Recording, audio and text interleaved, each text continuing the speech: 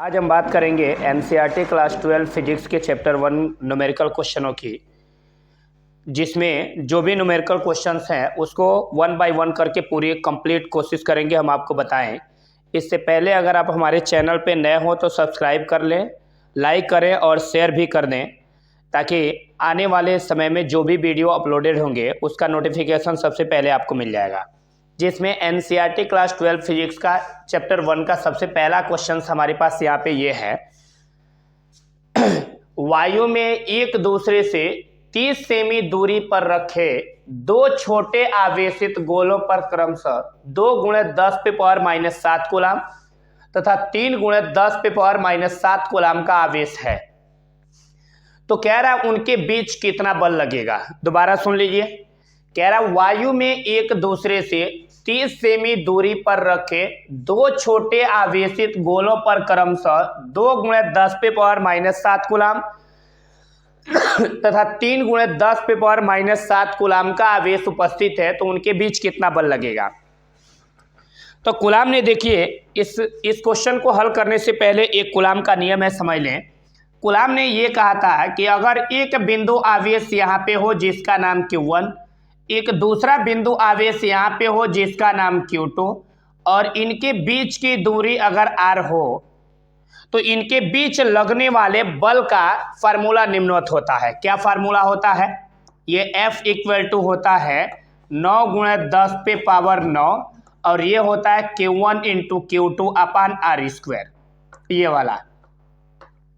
इसी फार्मूले का इस्तेमाल करके इन दोनों बिंदु आवेशों के बीच लगने वाले बल का मान निकाला जाता है। तो सेम इसी बेस पे ये वाला क्वेश्चन दिया है, लिखा है वायु में एक दूसरे से 30 सेमी दूरी पर रखे, यानी वायु में एक दूसरे से 30 सेमी दूरी पर रखा गया है। क्या रखा गया है? दो छोटे आवेशित गोले हैं।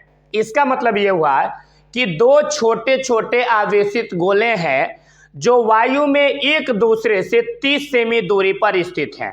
तो हम क्या करेंगे, यहाँ पे दो छोटे छोटे आवेशित गोले बना लेंगे। एक छोटा आवेशित गोला यहाँ पे है और एक छोटा आवेशित गोला यहाँ पे है, और ये दोनों एक दूसरे से कितना सेमी की दूरी पर स्थित है, तो ये एक दूसरे से 30 सेमी की दूरी पर क्या है, स्थित है। अब क्या रहा है, जिन पर क्रमशः 2 × 10⁻⁷ कूलाम तथा 3 × 10⁻⁷ कूलाम का आवेश है। यानी इन गोलों में से प्रत्येक गोले पर कितना कितना आवेश है? एक गोले पर है 2 × 10⁻⁷ कूलाम और दूसरे पे है 3 × 10⁻⁷ कूलाम, ये आवेश है। तो कह रहा है इनके बीच कितना बल लगेगा। तो ये देखिए, हम ये कूलाम का जो नियम बताए थे उसी नियम से कंपेयर करेंगे, और कंपेयर करने के बाद पहले ये पता करेंगे किसके जगह पे क्या दिया है, उस बेस पे क्वेश्चन कैलकुलेट करेंगे। तो देख लीजिए, यहाँ Q1 है तो इसमें Q1 के जगह पे क्या दे दिया है, 2 × 10⁻⁷। दूसरा आवेश को Q2 से लिखते हैं, Q2 बराबर दिया है 3 × 10⁻⁷। इनके बीच की दूरी को R से लिखते हैं, R बराबर क्या दे दिया है, 30 सेमी। तो यही चीजें अलग अलग लिख लें। देख लें, पहले गोले पर आवेश को Q1 से, तो Q1 बराबर कितना दे दिया है, 2 × 10⁻⁷ कूलाम। दूसरे पे जो आवेश होता है उसको लिखते हैं Q2 से, Q2 बराबर कितना दे दिया है, 3 × 10⁻⁷ कूलाम। बीच की दूरी को R से लिखते हैं और R बराबर कितना दे दिया है, 30 सेंटीमीटर। याद देखें, हम हमेशा लंबाई को हम जानते हैं जो भी दूरियां मेजरमेंट करते हैं वह सब के सब MKS प्रणाली में होता है। दैट मीन्स लंबाई को मीटर में, द्रव्यमान को किलोग्राम में और समय को सेकंड में मापते हैं। तो सेम ऐसे ही यहाँ पे दूरी सेंटीमीटर में दिया है, और MKS प्रणाली के अनुसार हमें ये दूरी मीटर में चाहिए, तब जाके वह SI प्रणाली या MKS प्रणाली में होगा। तो हम इसमें क्या करेंगे, जो दूरी सेंटीमीटर में दिया है सबसे पहले हम उसे मीटर में चेंज करेंगे। तो मीटर में चेंज करने के लिए क्या करेंगे, 30 लिख लेंगे, और 1 सेंटीमीटर बराबर होता है 10⁻⁻² मीटर। ये लिख दे रहे हैं, 1 मीटर बराबर होता है 10⁻² सेंटीमीटर, और 10⁻² का मतलब 100 सेंटीमीटर। लेकिन वही 1 सेंटीमीटर बराबर पूछे तो हम बोलेंगे 10⁻⁻² मीटर। अगर मीटर को सेमी में बदलना है तो 10 पे पावर प्लस 2 से गुणा करेंगे, और सेमी को मीटर में बदलना होगा तो 10 पे पावर माइनस 2 से गुणा करेंगे। तो सेम ऐसे ही है, R इक्वल टू 30 सेमी को मीटर में बदलना है तो 30 लिख दिए हैं, और सेमी को मीटर में बदलना होगा तो 10 पे पावर माइनस 2 से गुणा करेंगे। सेमी को मीटर में बदलने के लिए 10 पे पावर माइनस 2 से गुणा करेंगे, तो वही मैंने सेंटीमीटर को मीटर में बदलने के लिए 10 पे पावर माइनस 2 से गुणा किया, तो ये हो गया मीटर में। अब कह रहा है इनके बीच कितना बल लगेगा, तो सेम बल का फार्मूला लगा देंगे। क्या है कूलाम बल का फार्मूला, बिल्कुल आसान सा लगाएंगे आप। क्या फार्मूला कह रहा है मेरे पास, कह रहा है F इक्वल टू ये 9 गुणे 10 पे पावर क्या दे दिया है 9, और साथ में क्या दे दिया है Q1 इंटू Q2, और बट्टे में क्या दे दिया है R स्क्वायर। तो ये देखे ये F इक्वल टू हो जाएगा सेम 9 गुणे 10 पे पावर हो जाएगा 9, और यहाँ पे Q1 है, Q1 का मान क्या दे दिया है 2 गुणे 10 पे पावर माइनस 7, फिर इंटू यहाँ Q2 है, Q2 का मान क्या दे दिया है 3 गुणे 10 पे पावर माइनस 7, डिवाइडेड बाई नीचे ये R है, R का मान कितना दे दिया है तो 30 गुणे 10 पे पावर माइनस 2 मीटर, और R कितनी बार है 2 बार, तो R की वैल्यू भी कितनी बार लिख लेंगे 2 बार, 30 गुणे 10 पे पावर माइनस 2 मीटर। ये इतनी चीजें क्लियर हुई। अब हल करने का तरीका क्या है इसका, F इक्वल टू देख लेंगे। यहां देखें 1 0 यहां 1 0 यहां 2 0, तो ये 2 0 प्लस में हो गया, यहाँ 0 2 कितनी बार है माइनस में है, तो हम क्या करेंगे ये 2 0 से ये 10 पे पावर माइनस 2 खत्म। क्लियर हो गया। अब क्या बचा, अब बचा है 3 गुणे 3, तो 3 तरीके क्या होता है 9, तो ये 9 से ये 9 क्या हो गया कैंसिल। अब जो बच गया हम आराम से लिखेंगे। देखिए बचा क्या है, यहाँ पे 2 बचा है और यहाँ पे क्या बचा है 3, तो 2 का गुणा 3 में करेंगे, 2 3 6, गुणे 10 पे पावर 10 की घात वाले सबको स्टोर कर लो। यहाँ देखें ये 9 में से ये 7 घटा देंगे 2 बचेगा, और 2 में से ये 7 घटा देंगे -5 बचेगा, और ये 2 नीचे माइनस में ऊपर लेके जाएंगे तो किस में हो जाएगा प्लस में। तो ये देखें F बराबर हो जाएगा 6 गुणे 10 पे पावर 5 में से 2 घटा देंगे क्या बचेगा -3, और बल का मात्रक होता है न्यूटन, और न्यूटन को किससे लिखते हैं F से। ये हमारा आंसर हुआ। इसमें किसी प्रकार की कोई दिक्कत अगर होगी तो आप मुझे कमेंट में बताएंगे। ये चीजें क्लियर हो गया, ठीक है। अगले क्वेश्चन देखेंगे। इसमें देखें दूसरा प्रश्न कह रहा है 0.4 माइक्रोकूलाम के आवेश के किसी छोटे गोले पर किसी अन्य छोटे आवेशित गोले के कारण वायु में 0.2 न्यूटन का बल लगता है। यदि दूसरे गोले पर 0.8 माइक्रोकूलाम का आवेश हो तो दोनों गोलों के बीच की दूरी होगी। दूसरा इसी में कह रहा है दूसरा गोला यानी दूसरे गोले पर पहले गोले के कारण कितना बल लगेगा। तो मैं आपको कूलाम के नियम में पहले ही एक चीज क्लियर कर देना चाहता हूं। यहाँ पे कूलाम ने यह कहा, उसके वेक्टर फॉर्म में भी हमें देखने को मिल गया था कि अगर 2 बिंदु आवेश एक दूसरे से r दूरी पर स्थित हों, इसमें अगर Q1 Q2 पे बल लगा रहा हो और Q2 Q1 पे बल लगा रहा हो, तो ये बल क्या दोनों बराबर होंगे या अलग अलग होंगे।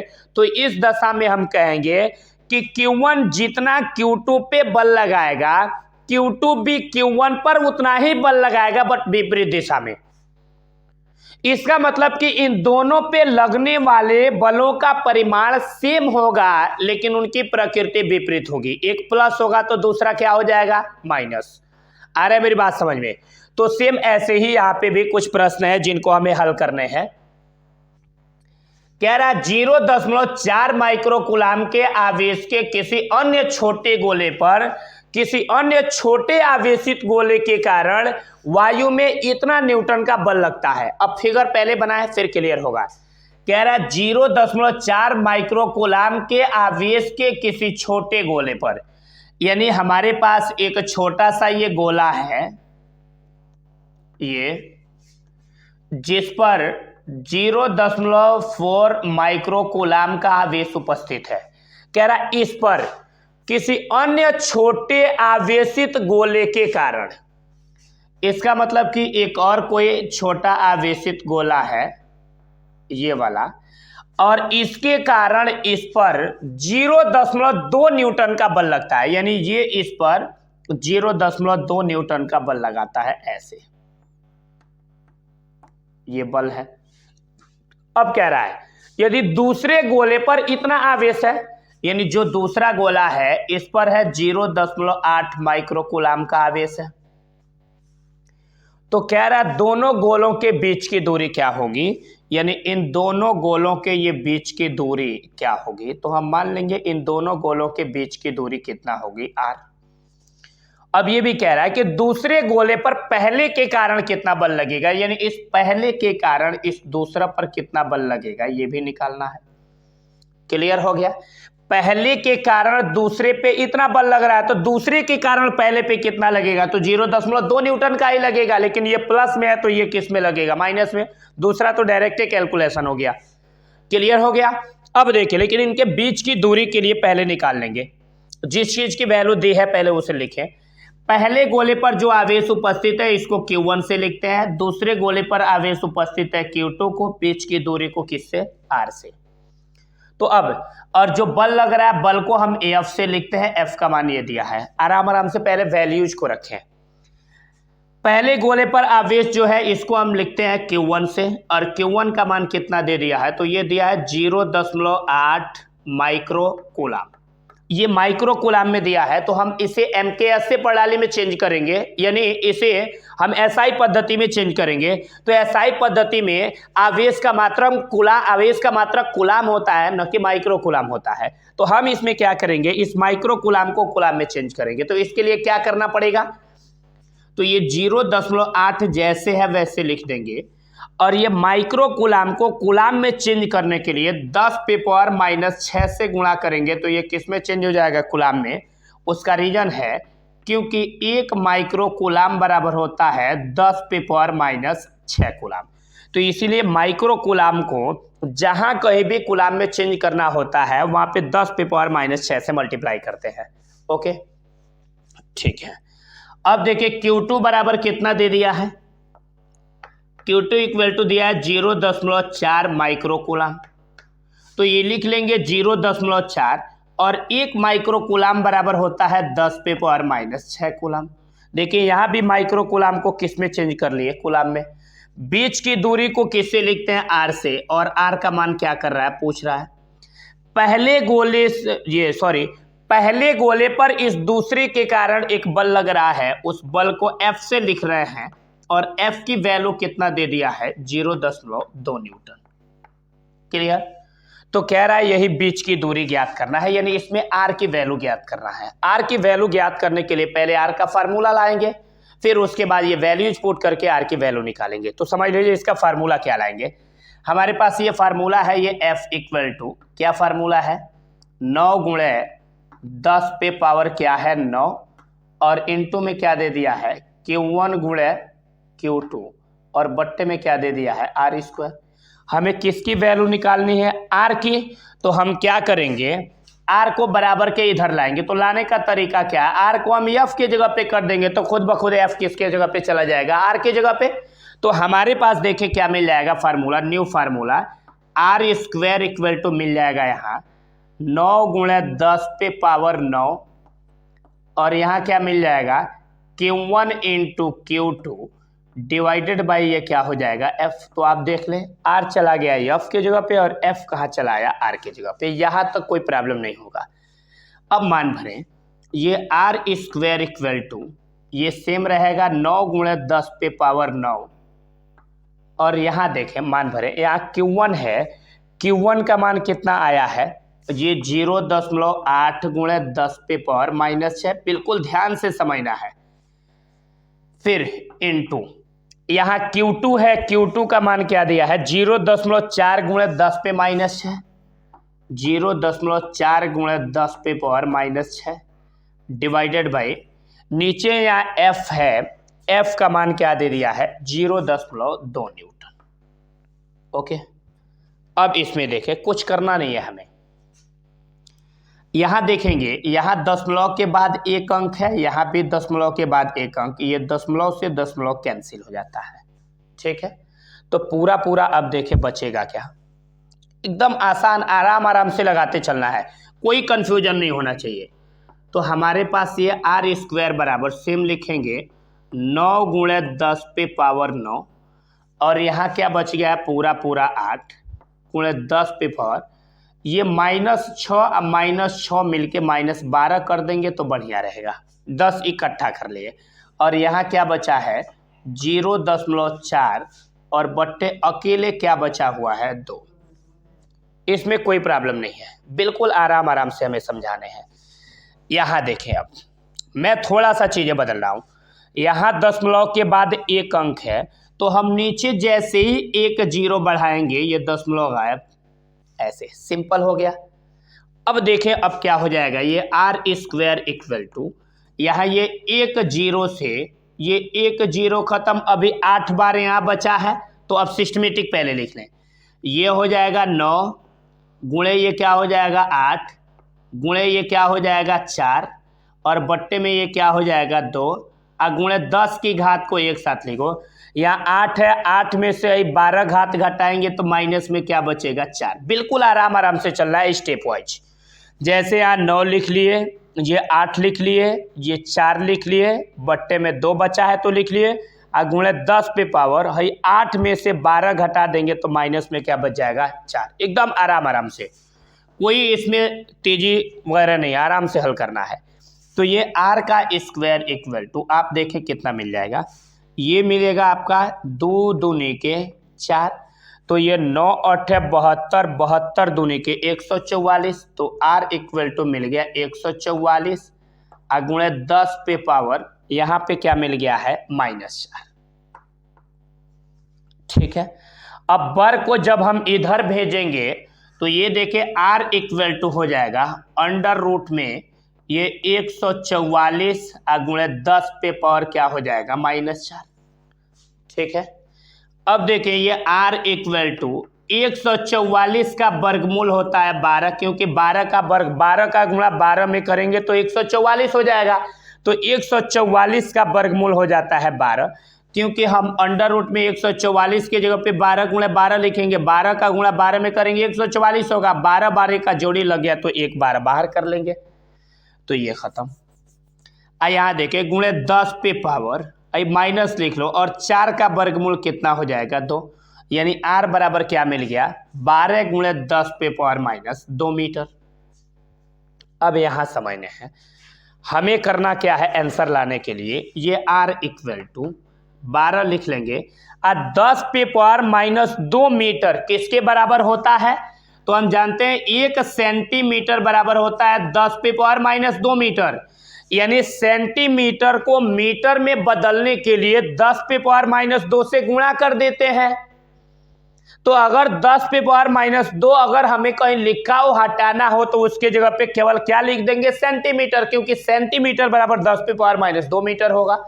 तो यहाँ 10 पे पावर -2 मीटर, 10 पे पावर -2 मीटर किसके बराबर होता है 1 सेमी का, तो 1 का गुणा 12 में करेंगे 12, आइए हो जाएगा सेंटीमीटर। इसका मतलब कि हमारे पास r की वैल्यू कितना निकल गया 12 सेंटीमीटर। ये चीज़ें क्लियर समझ आ गया होगा, बिल्कुल आसान सा मेथड है।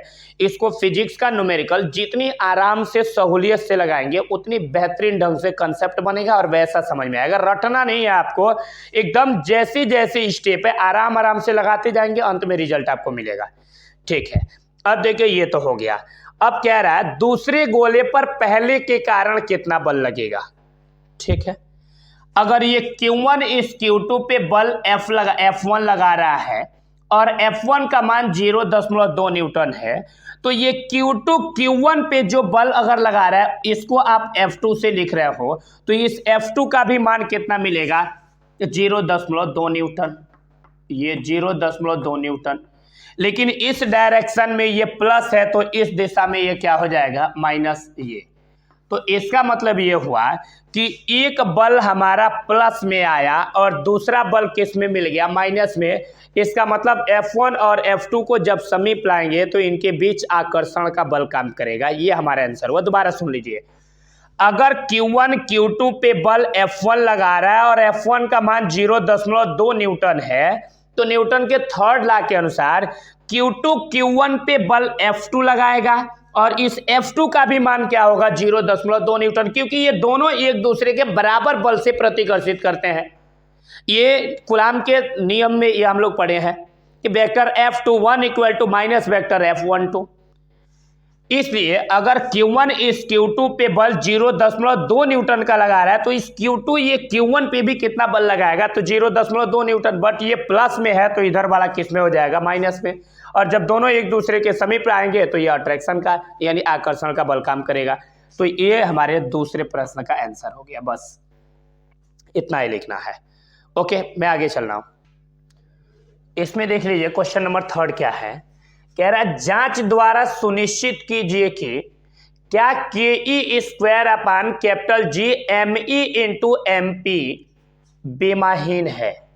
भौतिक नियतांकों की सारणी देखकर, यानी इसमें KE G ME MP एक नियतांक है, कह रहा है सारणी देखकर इस अनुपात का मान ज्ञात कीजिए और यह अनुपात क्या बताता है ये भी बताना है आपको। ठीक है, बिल्कुल आसान सा ये है, इसमें कोई डिफिकल्ट चीजें नहीं है। आप थोड़ी सी बेसिक कंसेप्टों की बात करोगे तो मैं बेसिक चीजें जो प्रीवियस क्लासों में पढ़ाए गए हैं पहले उन पे मैं गौर करूंगा। यहाँ नोट में ये सारी चीजें हम आपको बता रहे हैं, बिल्कुल आसान सा है ये।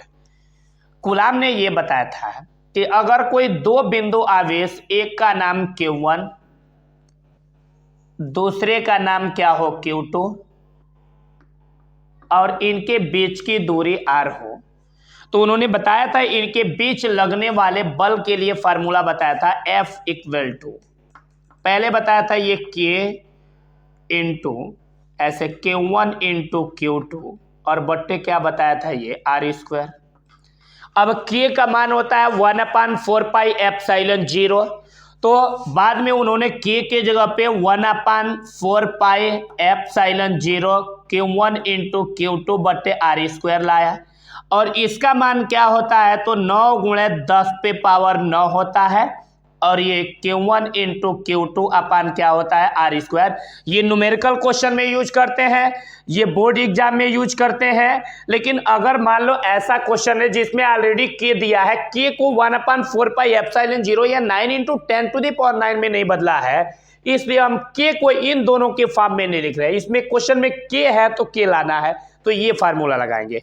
ओके, अब यहां देख लेंगे, इसमें कुछ चीजें डिस्टर्ब वाली नहीं है। अगर मैं Q1 के जगह पे इलेक्ट्रॉन ले लो E और इस Q2 के जगह पे भी इलेक्ट्रॉन ले लूं, तो ये Q1 और Q2 के जगह पे क्या हो जाएगा, इलेक्ट्रॉन इंटू इलेक्ट्रॉन। क्योंकि क्वेश्चन में इलेक्ट्रॉन है इसलिए Q1 के जगह पे भी E और Q2 के जगह पे भी E, यानी अगर दो इलेक्ट्रॉनों को एक दूसरे से R दूरी पर रख दे तो उनके बीच कितना बल लगेगा, यहां से निकल जाएगा। क्या निकल के यहां से आ रहा है, F equal to K, E का गुणा E में होगा तो क्या होगा E स्क्वायर और बट्टे ये क्या हो जाएगा R स्क्वायर। ये R स्क्वायर इधर भाग में इधर आ गया तो गुणा में, तो आप देखें ये FR स्क्वायर इक्वल टू क्या मिल जाएगा, ये K इंटू E स्क्वायर। इसका मतलब ये हुआ कि हमारे पास इस क्वेश्चन में KE स्क्वायर की वैल्यू क्या निकल गया है, FR स्क्वायर। इसका मतलब कि जब क्वेश्चन में जहाँ KE स्क्वायर आएगा हम उसके जगह पे क्या लिख सकते हैं, FR स्क्वायर। तो देख ले यहाँ KE स्क्वायर आया है, आने वाले स्टेप में मैं KE स्क्वायर के जगह पे रख दूंगा FR स्क्वायर, तो आपको कोई कंफ्यूजन नहीं होना चाहिए। ये पहली नोट में चीज कंप्लीट हुई, ये कूलाम्स लॉ था। उसके बाद न्यूटन ने अपने ग्रेविटेशन के रूल में बताया कि अगर दो पिंड हो, ये दो पिंड जिनमें से एक का द्रव्यमान m1 और दूसरे का द्रव्यमान m2 हो और ये एक दूसरे से r दूरी पर स्थित हो, तो इनके बीच ग्रेविटेशन का फोर्स काम करेगा, इनके बीच गुरुत्वाकर्षण बल काम करेगा। तो न्यूटन ने बताया कि इनके बीच गुरुत्वाकर्षण बल ये काम करेगा, F equal to capital G m1 into m2 बट्टे R स्क्वायर, ये काम करेगा। क्लियर? कि अगर दो पिंड जिसमें से एक का द्रव्यमान m1 दूसरे का द्रव्यमान m2 और बीच की दूरी r है, तो इनके बीच काम करने वाला गुरुत्वाकर्षण बल होगा F equal to capital G m1 into m2 बट्टे आर स्क्वायर, जहां F क्या है? इन दोनों के बीच काम करने वाला बल। कैपिटल G क्या है? तो सार्वत्रिक गुरुत्वाकर्षण नियतांक है, जिसकी value 6.67 into 10⁻⁻11 newton metre square upon किग्रा होता है, किग्रा स्क्वायर। m1 क्या है? पहले पिंड का द्रव्यमान। m2 क्या है? दूसरे पिंड का द्रव्यमान। r क्या है? इनके बीच की दूरी। अब इसमें देखें, अगर मैं m1 के जगह पे me ले लूं, मास ऑफ इलेक्ट्रॉन, और m2 के जगह पे mp ले लूं, मास ऑफ प्रोटॉन, यानी हम इलेक्ट्रॉन का द्रव्यमान और प्रोटॉन का द्रव्यमान एक दूसरे से r दूरी पर स्थित हो, तो इनके बीच कितना बल काम करेगा? तो कुछ नहीं करेंगे, m1 के जगह पे me लिख देंगे और m2 के जगह पे mp लिख देंगे, यही फोर्स काम करेगा। बिल्कुल थोड़ा सा चेंजिंग हुआ। अब देखें, आर स्क्वायर इधर भाग में यहां आ गया तो गुणा में, तो क्या मिला? F R square equal to मिल गया मेरा capital G M E into क्या मिल गया? M P. इसका मतलब कि capital G M E into M P की जगह पे सिर्फ हम क्या लिख सकते हैं? F R square.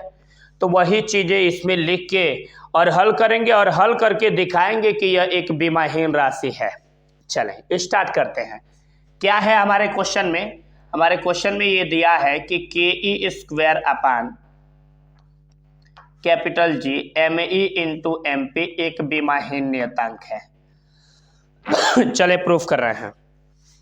यहाँ के ई स्क्वायर है, तो के ई स्क्वायर के जगह पे क्या लिख सकते हैं हम? F R square divided by capital G M E into M P है, तो capital G M E into M P की जगह पे भी क्या लिख सकते हैं? F R square. अब एफ आर स्क्वायर से एफ आर स्क्वायर एक बार में कट गया, और क्या एक का कोई मात्रक और विमीय सूत्र होगा? नहीं। तो इसका मतलब ये कौन सी राशि मिल गई? विमाहीन राशि।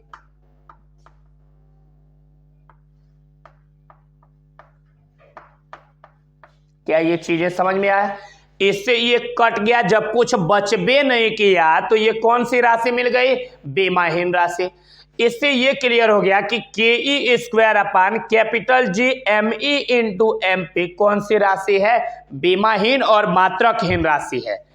अब कह रहा है कि सारणी से इन भौतिक नियतांकों का मान रख करके बताइए कि इसका मान क्या होगा, और साथ में ये भी कह रहा है कि और यह अनुपात क्या बताता है। देखिए लिखा है, भौतिक नियतांकों की सारणी देखकर इस अनुपात का मान ज्ञात कीजिए, और कह रहा है यह अनुपात क्या बताता है। ठीक है, मान रख रहे हैं। यहां देखें, इधर देखें, यहां ई का मान है 1.6 गुणे 10 पे पावर -19 कूलम। के का मान है 9 गुणे 10 पे 9 newton metre square upon coulomb square. Capital G का मान है 6.67 गुणे 10 पे power -11 newton metre square upon किग्रा square. Mass of electron, electron का द्रव्यमान है 9.1 गुणे 10 पे पावर -31 किग्रा। मास ऑफ प्रोटॉन, प्रोटॉन का द्रव्यमान है 1.6 गुणे 10 पे पावर -27 किग्रा। अब कह रहा है इन्हीं नियतांकों का मान इसमें रख कर बताइए इस अनुपात का मान क्या होगा और यह क्या बताएगा। तो अब मान के लिए हम लिख देंगे यहां भौतिक नियतांकों का मान रखने पर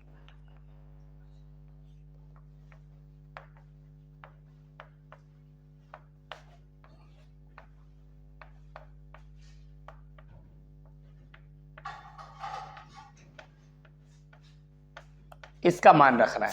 ओके, मान रखेंगे। पहले ये प्रश्न उतार लें, K E square upon capital G M A into M P.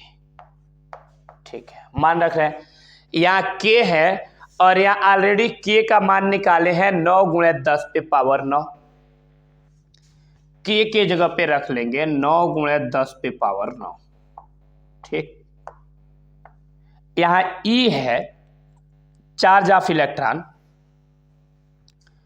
और ई का मान लिखे हैं 1.6 गुणे 10 पे पावर माइनस 19 कूलाम। तो इस ई के जगह पे रख देंगे 1.6 गुणे 10 पे पावर माइनस 19 कूलाम। इसका स्क्वायर है तो कर देंगे, okay, divided by capital G है। कैपिटल जी का मान यहाँ पे है 6.67 गुणे 10 पे पावर माइनस 11। तो 6.67 गुणे 10 पे पावर माइनस 11। यहाँ M a mass of electron है, तो यहाँ मास ऑफ इलेक्ट्रॉन निकाले हैं क्या 9.1 गुणे 10 पे पावर माइनस 31 की ग्राम। और मास ऑफ प्रोटॉन है, मास ऑफ प्रोटॉन का मान क्या निकाले हैं, तो ये निकला है 1.67 गुणे 10 पे पावर माइनस 27 की ग्राम। ये है ऐसे। अब इसको हम हल करना शुरू कर रहे हैं बिल्कुल आसान से। इसमें कोई बहुत बड़ी मेथड का इस्तेमाल आपको नहीं कर रहे हैं, बहुत छोटी सी मेथड का इस्तेमाल करके हल कर लेने हैं। जैसे आप देखें, ये जैसे है लिख लें 9 गुणे 10 पे पावर 9। इस 1.6 का स्क्वायर करेंगे तो ये आ जाएगा 2.56। ये कैसे होगा, आप 1.6 लिख के गुणा कर लिए, 6 4 के 36 के 6, 6 1 6 3 9, फिर 1 6 6 और 1 1 1। ये हो गया 6, 9 6 15 के 5, 1 और 1 मिलके 2। यहाँ भी दशमलव के बाद 1 अंक, यहाँ भी दशमलव के बाद 1 अंक, यानी दशमलव के बाद 2 अंक हो गए। तो इधर से 1 2 अंक गिन के दशमलव लगा देंगे, 2.56 मिल गया, ठीक है। और गुणे ये 10 पे पावर, ये 19 दूनी के क्या हो जाएगा माइनस 38।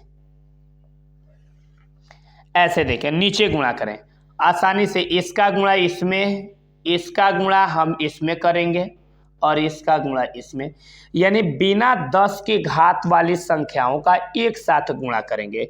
यानी 6.67 का गुणा 9.1 में करेंगे, जो आएगा इसका गुणा 1.67 में करेंगे। तो इसका गुणा करने के बाद आपको मिलेगा 1.008।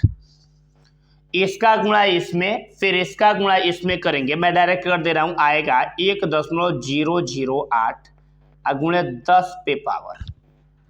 देख लीजिए कितना हो जाएगा, बिल्कुल आसान। इसमें कोई बहुत चीजें वो नहीं है कि आपको हल करने में कंफ्यूजन होंगे। करके देख लीजिए, यहाँ पे -31 और -11 मिलके कितना हो जाएगा 31 10 41 1 42।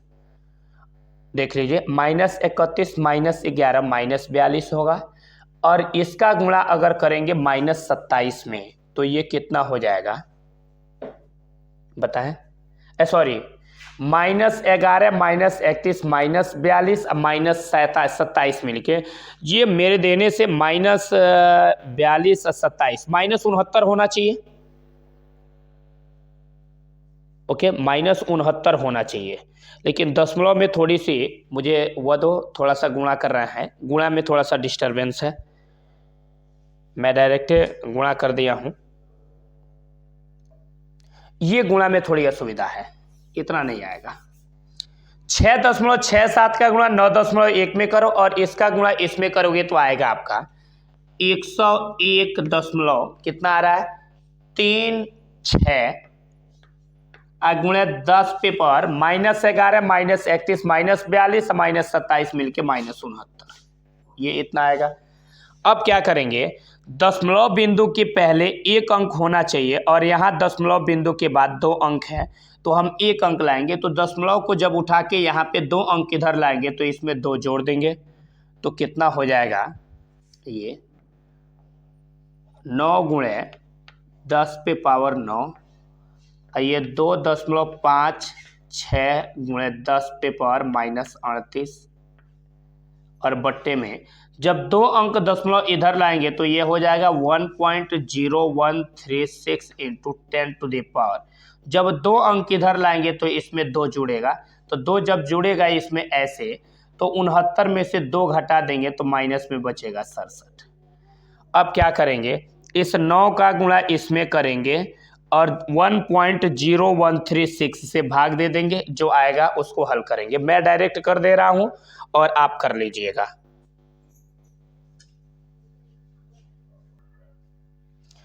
इसमें अब क्या करेंगे, इस 9 का गुणा 2.56 में करेंगे तो आ जाएगा 23.04 और गुणे 10 के घात को एक साथ रखेंगे, दोनों जगह 10 है तो लिखेंगे 10 और 9 में से ये 38 घटा देंगे और ये जैसे है सेम वैसे उतार लेंगे।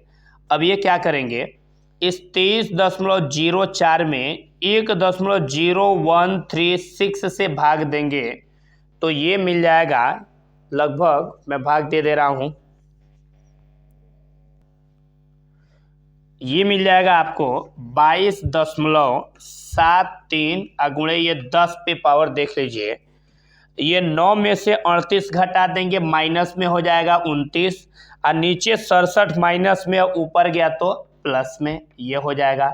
तो अब ये क्या होगा, ये 22.73 गुणे 10 पे पावर 67 में से 29 घटा देंगे तो बचेगा 38।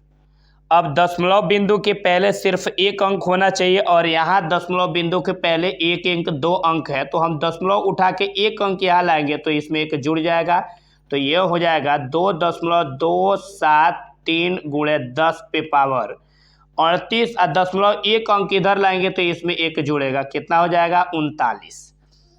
इसका मतलब ये हुआ कि KE square upon capital G ME into MP का अनुपात कितना आया, 2.273 गुणे 10 पे पावर 39।